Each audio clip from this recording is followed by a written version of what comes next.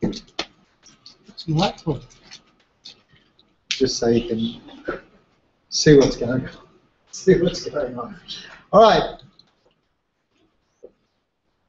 Sorry, guys. Someone else saying they can't make it. All right, I want to talk about name. This shouldn't take too long, but it's a pretty important thing. Naming your business is one of those creating existence things. Remember what you talked about before? While ideas are swirling around in your head, really things aren't going forward. The minute you give your business a name, and even greater, to turn that name into a genuine logo, you become committed. Your business starts to unroll. Now, it doesn't mean you're going to go and open the business within a day, or within a week, or even within 6 months. But it does mean that your business is then, from that moment that you create that logo, you are heading forward, and you are going to create something, even if it's going to take a couple of years to get some maturity. So a name is really important, particularly for that creating existence. Interestingly, I've done a fair bit of research on names because I've named, as you know, lots and lots of different businesses, and made quite a few mistakes in doing that. One of the most interesting things that most people do when they're going to name a business, say, "Oh, I've got a really good name. I'm opening a sandwich shop. It's called Sandwich R Us." Or I've got a chocolate factory and it's called, We Make Chocks. What people tend to do is they want to come up with a really good name because it describes their business. They're trying to come up with a name that's, it's a really good name because it describes the business. Interestingly, 94% of the top 100 brands do not have a name that describes their business. Yeah? What's Canon do? Yeah. So how did you figure out that it does photocopies from the name Canon? What does Sony do? Well, lots of things. But how do you pick up what they do from the name Sony? Kellogg's. Cereal. We all know cereal, doesn't it? How do you get cereal from the name Kellogg? How do you get furniture from the name IKEA? How do you get accounting services from there? How do you get eBay and make that an auction site? The point I'm trying to make is your natural thinking in naming your business is to come up with a name that describes your business, doesn't it? It actually is not best practice. It's not what these guys do, and it's something that we shouldn't do either. I'm suggesting we do a little bit of a compromise, and I'll show you that as we go through. But you don't need to have a name that describes your business. In fact, it's the worst possible thing you can do. It starts off being good, but eventually what you're doing is actually promoting the industry, not you. If you name yourself, car change tyres or car repairs, all you're doing is promoting the car repair industry. You're doing nothing for yourself. And car repairs, that word is used by every single person that repairs cars. So you've done nothing to differentiate yourself in the industry. And this is one thing, we're all looking for a differentiation in our service. The one way we differentiate ourselves is the fact that we have a different name. So if you've got a name that reflects the industry, you haven't got a different name. You've got a name that everyone else is using. So this is the first thing I want to get out of your head, is that you don't need to come up with a name that in any way reflects what you do. Scary, doesn't it? I'll show you a couple of ways how we deal with that. But all of those names, though, have been around for like ever. MTV might be, and Yahoo might be the newest ones there, maybe. So, like, even yourself and our generation, we've grown up with those names. So it's about, they've been plugging them for ever. Yeah, but why did they? They would have started with these names. Oh yeah, these people started with these names. But what I'm trying to say is that you don't need to have a name that describes your business to get ahead. There are ways around. Don't worry. We're not going to say to people, we're not going to tell people that that we call ourselves blogs and it's actually a car repair service. Yeah. We're going to tell them that, but we're not going to tell them in the name, because the name gives us a chance for differentiation. So that's what we're going to do. If 94% of the top brands don't do it, it's probably a pretty good indicator that we shouldn't be doing either.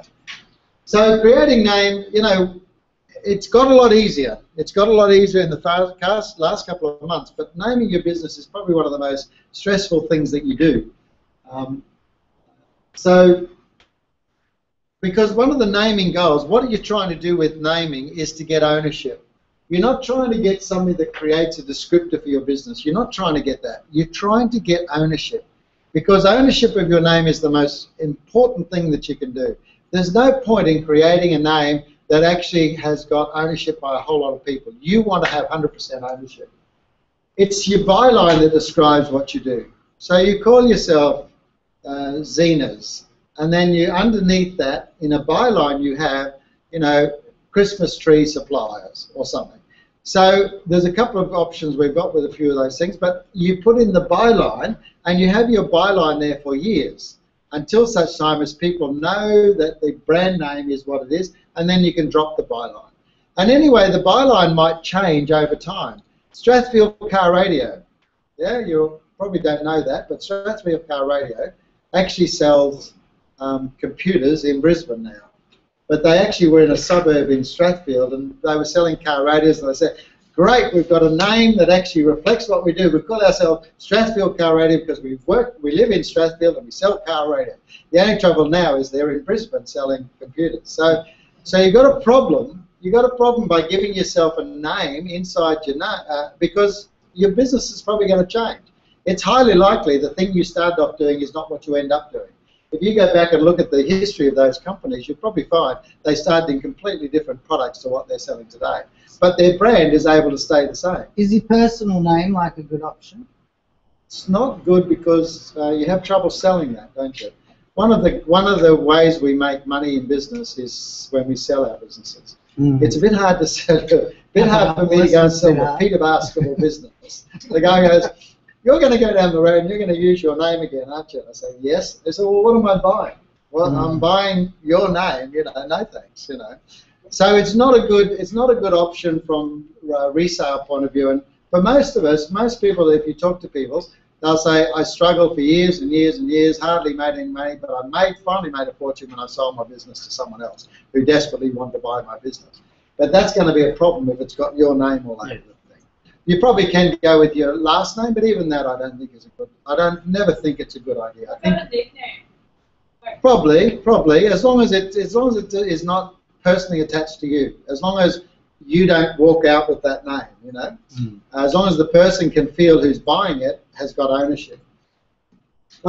You want to get a 360-degree ownership. This is the only way I can describe it. Is that you should have the domain name, you should have the business name, you should have the company name, you should have the trademark. You should be able to own the whole lot of them. It's no good saying, "Oh, I got the .com.au, I couldn't get the .com.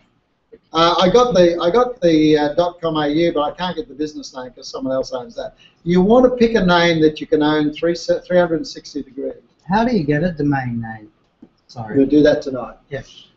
In terms of why do I go on about this name? Because I would have mentioned to you recently, I think, that Coke is valued at about $55 billion. But when you go and add up all of the assets of Coke, their Coke bottles, their cars, their fridges, their factories, every single physical product they've got, you cannot get more than sort of like $20 billion. $30 billion is actually the value of the Coke brand. So when we're naming our business, we're actually building our brand. Ultimately, the goodwill that you build in your business is going to be attached to that brand. And it will eventually become your most valuable asset. So that's why it's very important that you pick a name that can attract that sort of value. Some people, like Dennis, are going to have to go with your own name, but who knows? We'll have a look at it. We might not have to do that. Yeah, don't fall in love with a name. A lot of people fall in love with a name, and then they do anything to try and get around things. Don't fall in love with a name that you can't own. That's what it comes down to. So don't always keep very neutral about your names until you know that you can own it 100%, and then you can fall in love with it. Don't go the other way around. Don't fall in love with a name and then try and work the system so that you get partial ownership of it. Ultimately, you're going to hate yourself because it's not going to give you the value that you should be worried about. Facebook, that concept, and this is what I'm offering as a compromise tonight, Facebook is a good online model. It keeps the connection because Facebook is sort of like a book of friends. So they've sort of taken two words, face and book, and put them together to create a new word called Facebook. Yeah, that's probably not a bad way to go to coming up with a name, even today. That when you're looking for a name, you can come up with a made-up name like Kodak did. Kodak invented that name. They just said, well, we'll invent a name. It's hard to invent names. You try and come up with a name that's a whole new name, you know, the whole invented name. Very hard to do. But that's ideal if you can come up with it. This, in terms of English, that's a new name. That's an invented name. But every one of us, being humans, and Google being Google, actually sees that as two names you've just joined together. That's a really good model.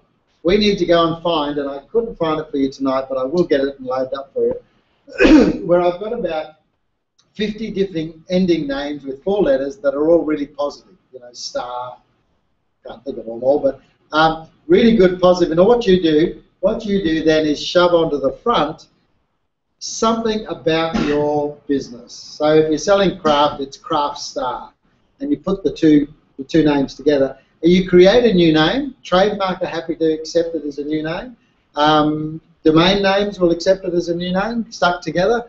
So it's not a bad way to come up with creating a name for your product. That Facebook model, 2 basic English words shoved together to create a new name, is a pretty good model to find. So you just need to get, we've often got the Collins Scrabble book, and you look at 4-letter names, and you just go through it, and you know that you're, I think we were into skills, and we're trying to find skills, and we just kept looking at every 4-letter thing in the Collins book until we came up with, that's where we came up with Skill Maker. And then you go on the internet to see if it's still available. And our other businesses are now Master, so you can see how we followed that sort of model, where we sort of took 2 basic words and shoved them together to create a new name. Those of you that are going to open a physical business, a restaurant, cafe, bookstop, or whatever, you've got to be working in a 5-lettered word that ends in an S. Sounds a bit funny, but you think about it, eh? Coles actually was Coles Emporium. Woolworths was Woolies, was Woolworths, whatever. Myer Emporium, Myers, David Jones, DJs, McDonald's, Macca's. Because what's going to happen, if whatever name you call your physical business, your customers are going to shorten it to about 5 letters and they're going to whack an S on the end. So get around that by creating a name for your physical business that has 5 letters with ends in an S, and then you'll never have to change it. You know, and even Coca-Cola, if they had their time again, would probably go with Coke, because Coke is not the name they preferred, it's the name that was forced on them by the customers. And now they've actually got 2 brands they have to support. They have to support Coca-Cola and Coke. Now that diversifies the impact that their brand could have. So I'm suggesting if you are going to open some sort of, I went to pizza place down in Fortitude Valley last night, Alfredo's or something like that. Is it Alfredo's? Anyone been there? Alfredo's, yeah. So they've picked up the idea that you've got to come up with a name with an S, because everyone's going to say, let's go to Alfredo's. You know, it's quite good pizza. But, so just think about that. So that guy, instead of calling it Alfred's Pizza Shop, which everyone would call Alfredo's, he started with the shortened name with an S. And that's not a bad way to go. So I'm just cautioning you, because whatever you want to call your fancy business, physical business, your customers are going to shorten it and put an S on it. So why not start there? Because then you beat the customers to it. In fact, Macca's had to go and do it. Yeah, this is the book we got. Crossword Puzzle Solver. It's excellent. So the Facebook model, you get a made-up name, which is a 4 to 5-letter industry word. So there's your industry. Those of you that need to call your business by something to do with cosmetics or whatever it is, but shove it with a 4 to 5-letter generic word. And there's some really good positive words. I think I got it by just going to Google and typing in positive words, 4-letter positive words, and then you'll get a whole lot of them. And just whack your industry name alongside one of those, stick them together, and you shouldn't have any trouble with most of the internet and trademark and business name and all those sorts of things. The trouble with going with a generic name that everyone else is using, 1, you can't get a trademark. You won't be allowed to trademark. 2, someone's probably already got it anyway. So we need to be a bit creative there by putting things together. Take care with that middle. We were looking at skills, and we had, you know, skills hit, and we shoved them together. Because what happens if you've got a word that ends in an S, you've got to be careful that the last letter of this word doesn't join the next word, and you end up with skill something or other. We even went with it here. We went with Rapid Skills, but actually it's actually Rapid Skill, which is where the S came off the skills and went on to the Rapids. So Rapid Skill rather than Rapid Skill, you know. So you just got to be a bit careful, and you've got to be also careful when you stick words together that it doesn't create some surprise words that maybe you didn't want. So it's not. You still have to exercise a little bit of caution here, and you don't want to get a word that you know those shoes that you run in with the 3 stripes. They start with an Adidas. How does that? Adidas. Adidas, is it, or is it Adidas? Nike, or is it Nike? Adidas. Adidas or Adidas? Adidas, Adidas. What I'm saying here, maybe try and avoid that. Try and pick a name that actually has only one way of pronouncing. So even though we've got 26 letters, I think, in the alphabet, there's actually 44 sounds. So be careful with those combinations that create different sounds. Why we're trying to do this, because branding is exactly what it's meant to be. When they brand cows and all that, they go shh. Now, if you keep branding and it's a different brand every time, what you're going to end up with is just a mess. Just shh. And that's what happens here.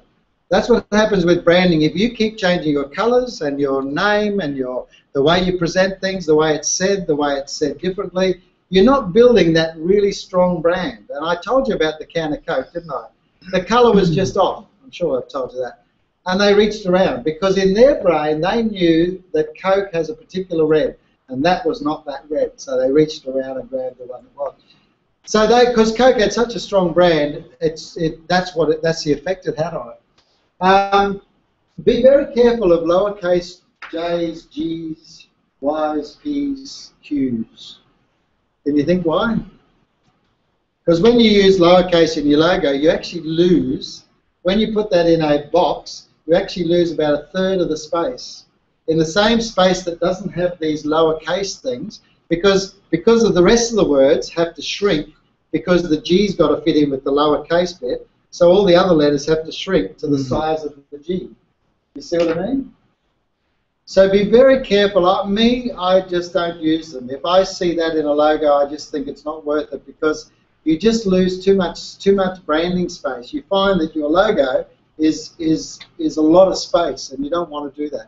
So be very, very careful about any of these lowercase letters in your logo. Yeah, you lose about 30% of the size. There is a big game changer. I was doing this course last year, which obviously I did, and I said, we're going to have a real trouble coming up with a name because you have to own the .com.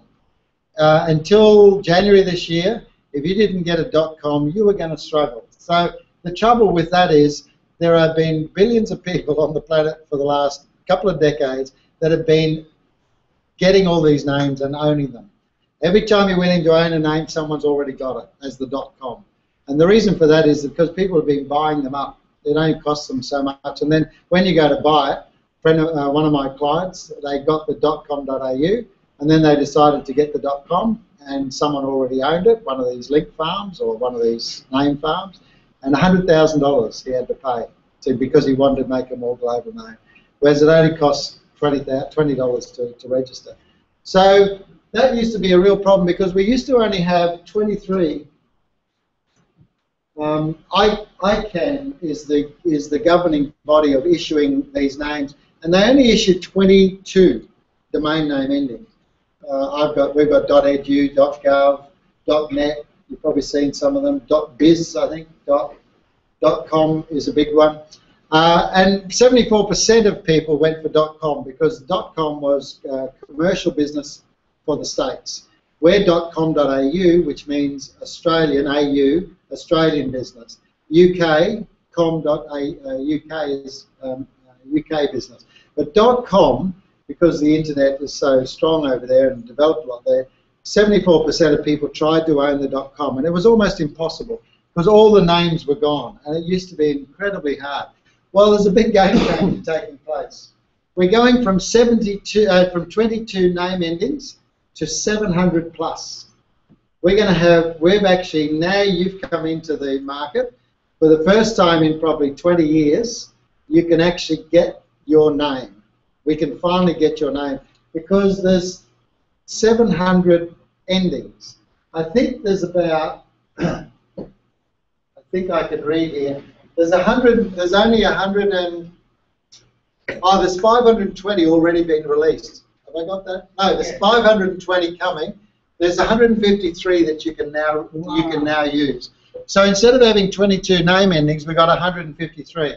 So the beauty of this is, again, you don't have to call yourself a builder. You don't have to use builder in your name, because guess what? You call yourself mastersons.builder or north.builder, and it's obvious from your domain name that you're a builder.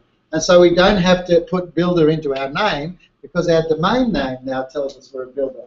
Here's Christmas. So you can call yourself North Christmas, northtrees.christmas. So you can actually own that domain name. And that's available now. Sorry, do you have to pay for your domain name? Yeah, all domain names are paid. How much do they but cost? you can, I think I say here, it's in a stage release. This week, I think I just got this off the screen, launched this week, 8 new ones got launched this week. They've been rolling them out since January, and we're up to, I'm not sure how many we're up to, it looks like we're up to 153. The plan is to roll that to 700. And if you want to have a look at the whole 700, there's a lot of places that show it. This one shows 520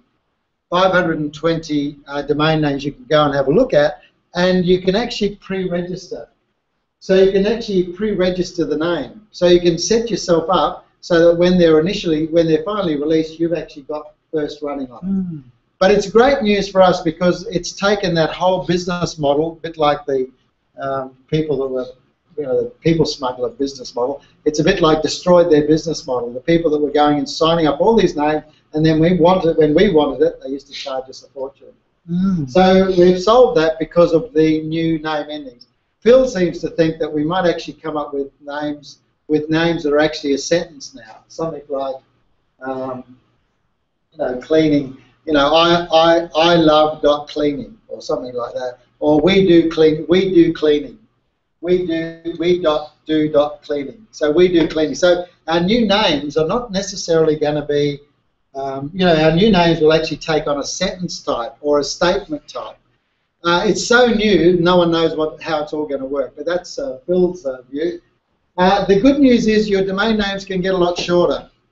So we can actually come up with, because we've got so many choices now, we've got coffee in there, clothing, community, buzz, we can get shorter domain names. Like I say, North Christmas, north.christmas. So just look us up online at north.christmas. None of this .com.au or all this sort of stuff. They're much more memorable, so much easier to say to someone, look me up, north.christmas, as opposed to, what was that again? Calisthenics, or, Facebook, or, how do you spell that? And it's more targeted. We think that Google is going to really hone in on these endings. Google is going to say, that's obviously a cleaning site. Before it didn't know, when you called yourself, your made-up name, it didn't know by your name that you were what the customer's looking for. But your ending being cleaning means, oh, you must be a cleaner. And see, I think it's going to have a big impact on search. My suggestion is to get multiples and redirect. You can have 20 domain names or hundreds of domain names, so that when people type that in, it all can come back to one site. So even though you've got multiple names that you're trying to secure, you can have it so it all comes back to one site. All right, so have you got that? None of us really know how this is all going to work, but it's really good for you guys. It's really good news for you. Last year, it was nightmare. This year you've actually got a chance of actually getting a half-decent name. Will they have .au after? Yeah, that's the thought I had today. I don't think so. I think that's how it's going to go. So I don't think we'll still have the .com.au, and I strongly suggest you either get the .com, which is highly unlikely. Just about every .com is gone, unless you're coming up with something quite creative. There are still plenty of .com.au's available, and I would suggest that we go and get that. The .com.au still has a lot of play because it's an Australian, it identifies you as an Australian business. And I think that's probably good, even if you're selling on an international stage. So try and get if you can get the .com, I would still get it because it's still got a lot of currency. I'm just saying it's almost impossible to register a .com unless you've come up with something really creative. It would take us a day, probably, Phil. take us a full day of, and we're experts at this, take us a full day to finally find a name that we think we could get in .com. It's that hard. And we would have gone through, we would have checked probably a couple of hundred names that we came up with, really creative. Hey, that's good, gone. Oh, that's good, gone. That's good, gone. Do that 199 times until you come up with one that says, okay, we'll go with that one. So remember, the goal is 360-degree ownership. The other one is not to start a future fight. I don't want you owning a name that actually is one of Google's products. They haven't actually trademarked or anything, but it's actually one of their products. Because you can bet your bottom dollar that when they do decide to do something with that product, you're going to get sued. You know, because they'll have some pre-existing thing to it. So you want to get yourself a name that's not going to cause any future fights. You know, McDonald's cakes, oh yeah, I understand you can get it registered, but they're going to come looking for you pretty soon. So let's not do that. There's a process, there's Australian business name check, which we're going to do today. Australian business names are now controlled by ASIC, Australian Securities Investment Commission. That's where we go to get our business names registered. There's domain names, so the .com or the .com.au, probably you're going to actually have to settle for the .com.au, or the extensions. And I generally suggest that you type into the address bar when you're checking a name, because I've had situations where you go and search in those sites, and what you find is they say, oh, you're after that name, I'll register it. I don't think that's an issue anymore, and I think, Phil, we go through GoDaddy or somewhere like that. Remember, I used to suggest to people to always search for your name up in the address bar at the top of www, then type in your name, rather than type it into those registration places, because some of the more unscrupulous ones, if you didn't register straight away, they would register it, and you come back and you fall in love with this name, and you actually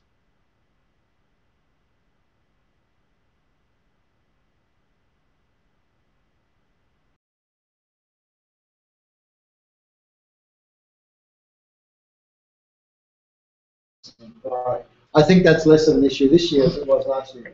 Trademark, I'll show you how we're going to go and check the trademark. And we should always do a Google check on your name. Even though it's the domain name's available, the business name's available, no one's got the trademark, just go and do a Google check and see that BHP have not got that name against their future planned products or whatever. You still want to make sure that you get that ownership. Okay. So registering a name, business name. We believe that you've got to have an ABN. Has anyone got an ABN? ABN? Did you do it online? Did you find it really hard? You were okay with it?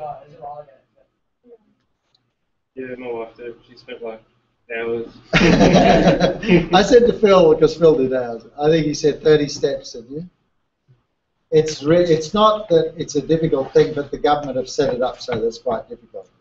It's a bit like that, you know, when you've got a green, a blue, and a red wire, and they say, cut the red wire, and then they say, but before you cut the red wire, that's the next instruction, you know, cut the blue wire, you know, they sort of, it's a bit like that. You do something, and then it says, now you have to go back to square one again and start all over again, you know. So if you're going to register a business name, business names, you get them for 1 or 3 years. I think that's still the truth. It's less than $100. You do have to have an ABN first. So at some point you need to get an ABN. ABNs are free. They can be done online. You just got to set aside a good hour or so to do it. Worthwhile for everyone in this course to go and get yourself an ABN, even if it's an ABN for your own name. Because at some point you want to be able to go out and offer an ABN in a contract or a situation. So it's probably an exercise we should do. We're not going to do it in class because we'll spend the whole day doing ABN. But I'd be interested if someone wants to go online and have a go at it, and maybe you could keep some notes and come and teach us all how to do it.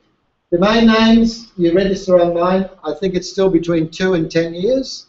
You either pay the 2 or the 10 years. Probably worthwhile spending the money to get the 10 if it's the name that you're pretty happy with. We go with Crazy Domains. There's Melbourne IT. There's a whole lot of places all over the world. This is an Australian company, is that right? Australian, yeah, there it is, AU. Less than $30, I think you can get 2 years. That might be changing with all these new extensions, we're not sure yet. They have all the new extensions and stuff on that site. Yeah, GoDaddy, sorry, not GoDaddy. Crazy Domains does have all the extensions, which we're going to look at tonight. So what we're going to do is spend the night doing all this stuff. Trademarks, we got to go and do a search first to see that no one owns the trademark that you're looking at, the name that you're looking at.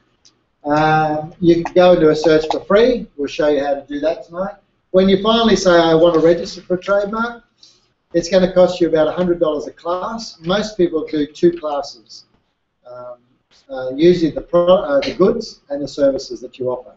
You actually register for 2 classes, so you're looking at a $200 fee to get started, and then I think it's about, after that, you're looking at after about 12 months when it all goes through, you're up for probably another $600 to get the trademark with 2 classes. If you're happy with just 1 class, it's probably about $400 for 1 class. So you just want to think that one through. No, we don't trademark all the names we get, but some of the ones we think that have got good long-term value, we trademark them. They only have currency in Australia. Doesn't mean you're stopping anyone from New Zealand using it or Fiji, but someone in Australia can't use that name against those goods or those services. The only trouble is there are 44 classes of goods and services. So someone can still have your name but in a different class. So you've just got to think that one through. You've also got to go onto the platforms, make sure that you get your name on Twitter and Facebook and WordPress and Gmail. You've got to go and own all of these as well. But that's down the track. All right.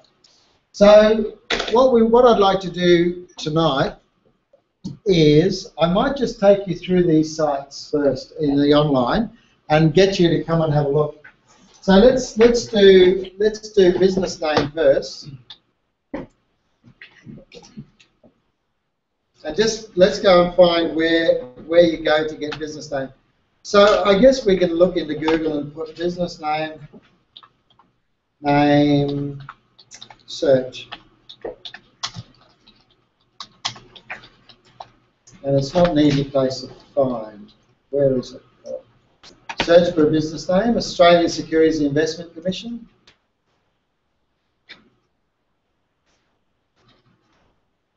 Business name index. Do you reckon it's there? It's all right. Having trouble finding business name. Any government site is a very hard place to find business name. Ah, here we are. So you have to get here, guys. I don't know how you get here, but just try and find your way here. So it says search the business name register. Professional register. So you go down to check name ability, check name business name availability, and then we'll type in a name. Where, think of a name that if some of you have probably already thought of a name, that's where you go in and see what its availability is like. So if I typed in skill maker. Skill maker is not available. Well, that's good because that's our name. So we know that people can't do that one. So search for another name. So this is us. This is us coming up. Well, I might go with Skill Star. SKILLSTAR. Skill Star. That's a good name. Okay. So this one I didn't get the green light. The first one I got a red light, which means absolutely no chance, mate. Skill maker have already registered. This one says you might be able to get it. We're waiting for a transfer from another holder. That's a caution one. Then they mightn't be saying no. They're just saying there's probably got to do some other checks on it. Let's try Skill Blue. A new name called Skill Blue. This is pretty good. Okay, so this is another one. This one says Skill Blue requires a manual decision. So it's saying, we're not sure, but we're a bit worried about the blue thing. We think that maybe you've got something to do with movies or something like that. So they obviously are a bit concerned with the name, and they think that maybe we better go and check out your application. Let's try and get one that I'm not going to get into trouble with. What about Skill True? That's actually our name. We haven't done anything. It's not available. Oh, I think we've registered that. Skill Top. Requires a manual decision.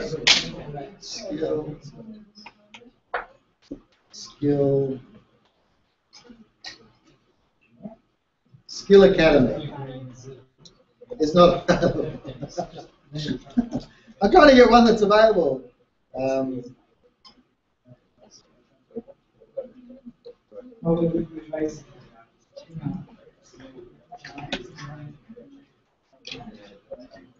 Hey, Were you right to get that? I've got a name that I can own. So when it comes up green, it means that you can register that name. So Yep. Skill Time is currently available And as then a over business name. here, it says business name availability. Click on that common register Yes. and then scroll. So I better turn this off, Phil. So you come down. Is that it? Down,